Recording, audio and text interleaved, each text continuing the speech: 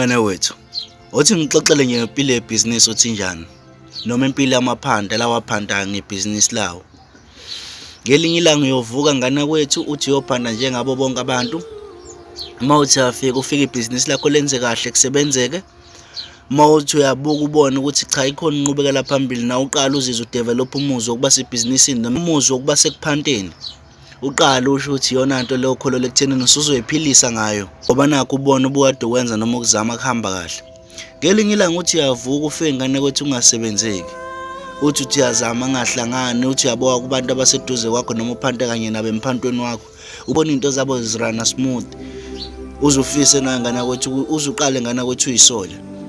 Uzibone ngazi ukuthi wena ubizelwe kule nto yokuphanda noma yebhizinisi. Iyona impilo ke yebhizinisi leyo noma yasemphantweni. Sometimes akuhambi ngale ndlela esifisa ngayo. Kepha okubalekile khona konke ngane zakwethu ukuzazi ukuthi ingani siqalile. Noku-understand ngane kwethu ukuthi kuningi okusuke kwenzeka. And yonke indawo la sofika khona ngohlezi kunama-challenge athize. But into ebalekile wena ukwazi ukuthi ingani uqalile. Noma kufika ikhathi zomzima zongasebenzeki, you understand ukuthi kufanele ubekezele. That is a business life or impilo yasemphantweni.